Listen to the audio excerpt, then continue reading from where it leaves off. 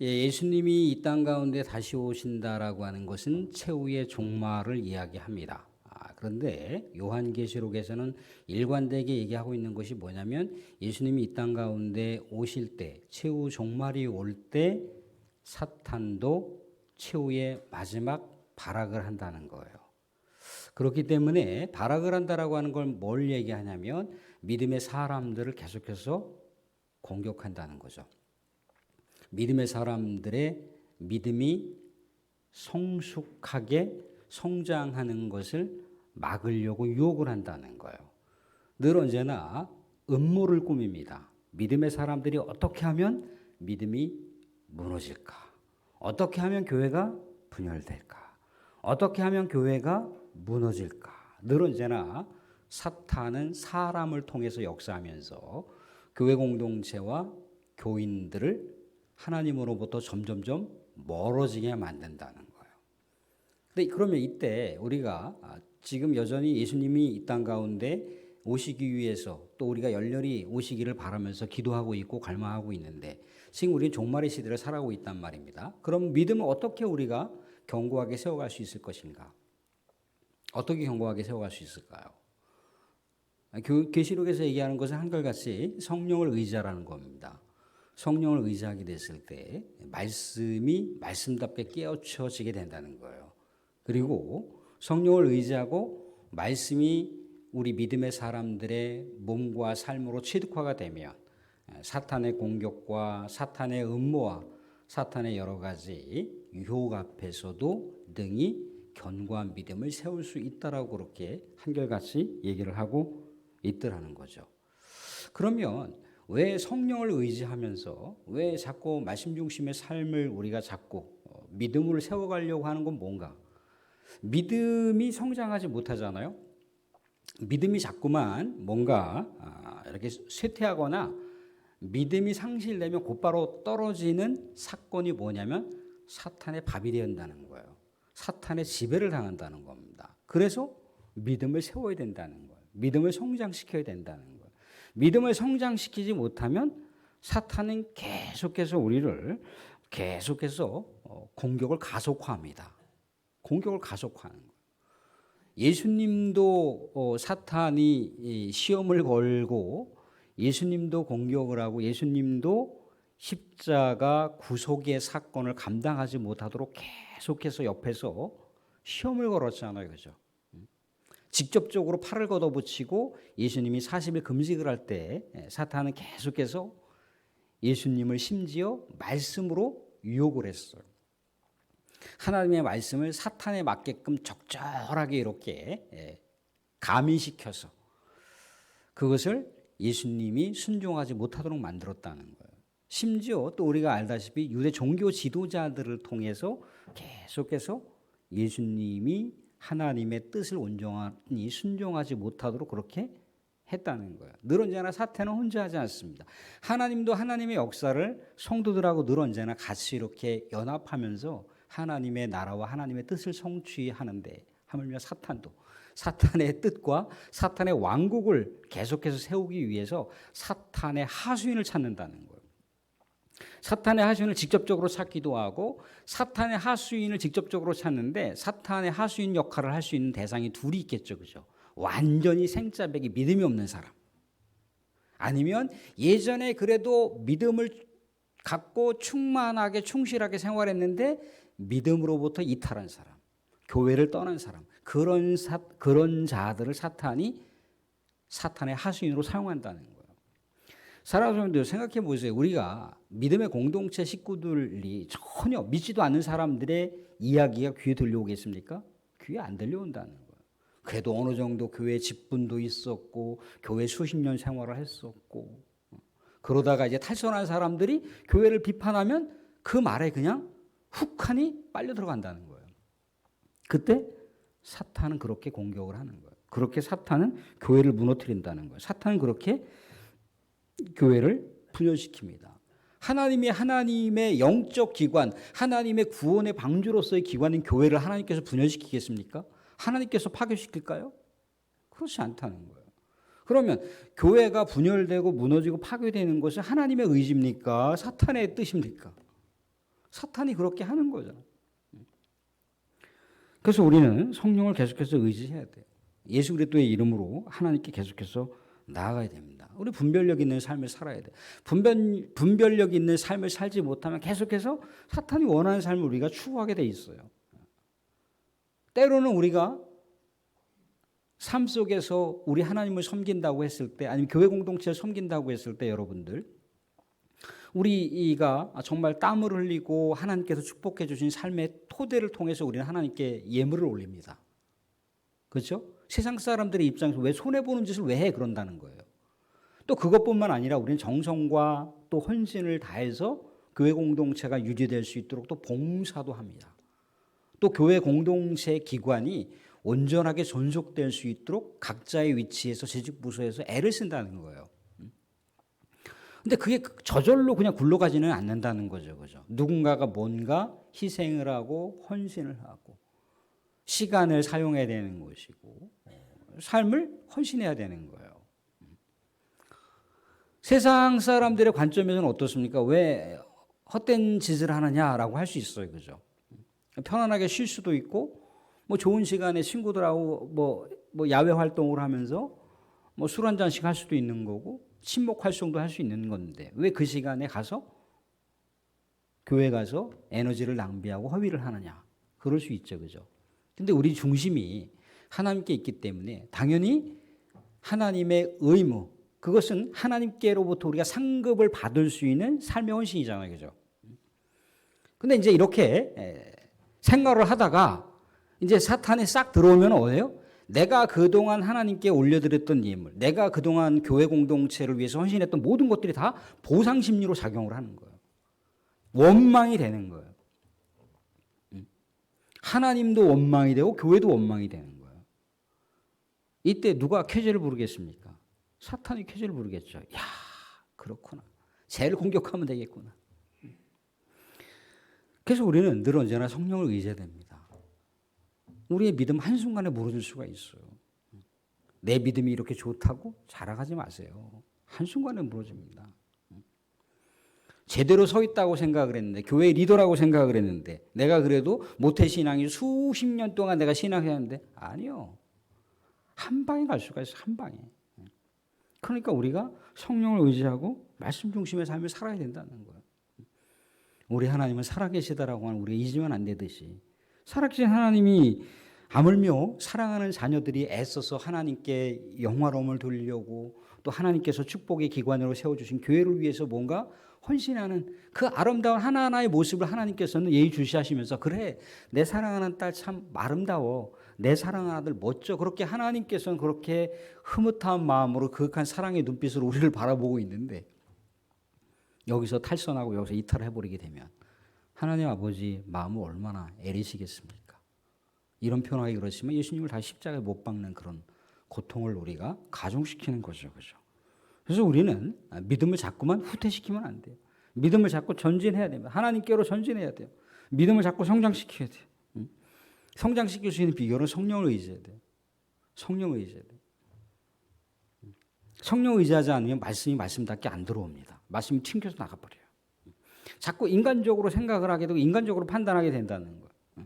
그러면 말씀이 심겨지겠습니까? 말씀이 심어져서 30배, 60배, 100배 열매에 결실돼야 되는데 자꾸 인간의 말로 들리는 거예요. 그러면 뭐하러 예배를 드립니까? 차라리 그냥 유튜브에 있는 교양 강좌 하나 틀어보지. 근데 교회 공동체가 주는 메시지는 그게 아니라는 거예요. 여러분들 유튜브에 있는 좋은 말씀들 많아요. 그죠? 그런데 그 유튜브에 있는 좋은 말씀이 내가 몸담고 있는 이 김천시 광기 내동마을의 광기교회를 향해서 주시는 메시지인가요? 물론 보편적으로 줄 수 있는 메시지는 될 수 있을지 몰라도 광기교회를 향해서 주는 메시지가 아닐 수도 있어요. 그렇지 않습니까? 영락교회 목사가 영락교회를 위해서 메시지를 준비하잖아요. 그죠? 명성교회 목사가 명성교회를 위해서 준비하지 보편적으로 말씀을 준비합니까? 물론 그런 어떤 교육이나 그런 훈련 과정이 필요하면 그럴 수도 있겠지만 지교회 중심적으로 교회는 운영될 수밖에 없어요. 아무리 노회 소속이 됐고 시찰에 소속이 돼 있어도요. 지교회를 중심적으로 교류하고 지교회를 중심적으로 교제할 수밖에 없습니다. 지교회 안에서 성령을 우리가 의지하면서 말씀 중심의 삶을 살아야 되는 거예요.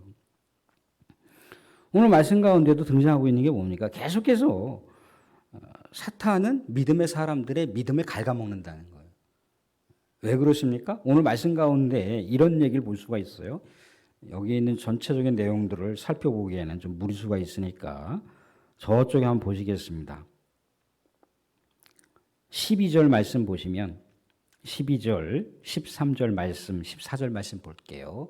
12절 말씀은 이렇게 나와 있습니다. 내가 보던 열불은 열왕이니 아직 나라를 얻지 못하였으나 다만 짐승과 더불어 임금처럼 한동안 권세를 받으리라. 자, 짐승, 자 12절 다시 봐주시고요. 12절 짐승과 더불어 임금처럼 한동안 권세를 받으리라. 13절도 보실래요? 13절 뭐라고 나와 있습니까? 그들이 한 뜻을 가지고 하나가 되었다는 얘기예요. 연대가 되었다는 얘기입니다. 동맹 세력이 되었다는 얘기예요. 짐승과 더불어서. 짐승은 뭐라고 말씀드렸습니까? 사탄의 권세를 받은 이 지상세계의 권력자들이에요.